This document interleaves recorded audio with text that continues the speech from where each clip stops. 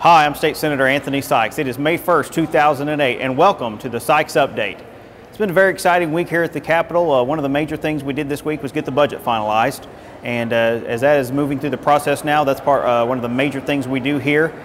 We've still got a few little financial matters to decide. There's a bond issue that's being kicked around, and hearing a bunch of different proposals on that, keeping an open ear, listening to constituents, and of course different ideas that are being proposed for that. And I'm sure we'll have an update in the future on that. But what I want to talk to you today is about Senate Bill 1507, which came through on Monday.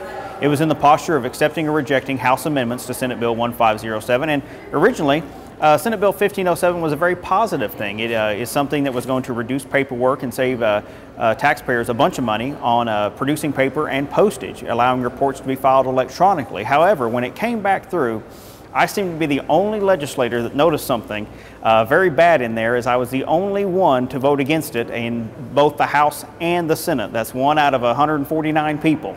So I then spent the rest of the week trying to convince others that I was right, and fortunately was able to do that. Senate Concurrent Resolution 89 has been passed yesterday in the Senate and today in the House, withdrawing that from the governor's desk, and the plans are for this bill, Senate Bill 1507, to go to conference, have the language that I'm about to tell you about taken out, and emerge as a good bill. Briefly, the language added to Senate Bill 1507 had to deal with the International Trade Processing Center and an International Trade Processing Authority.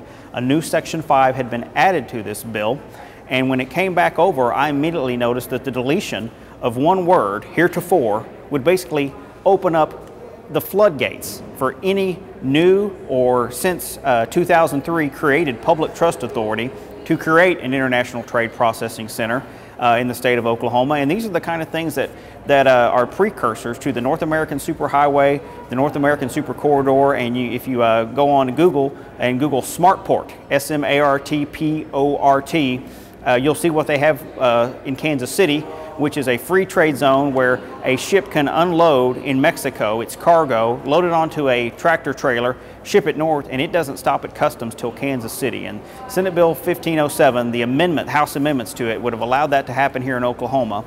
And I just was not comfortable with that and was able to convince others. I want to specifically thank State Senator Jonathan Nichols, my Cleveland County colleague, in helping me get this recalled.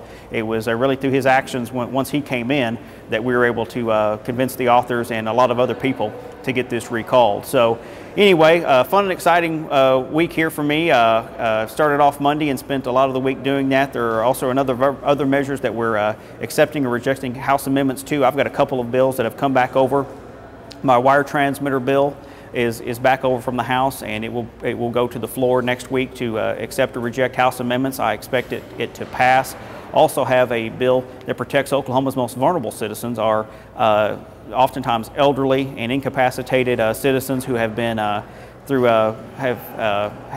the need to go through the legal system to have a guardian appointed over them so that they can't be taken out of the state of Oklahoma against their will or without the court's consent, and to prevent that from happening, which is already happening here in Oklahoma.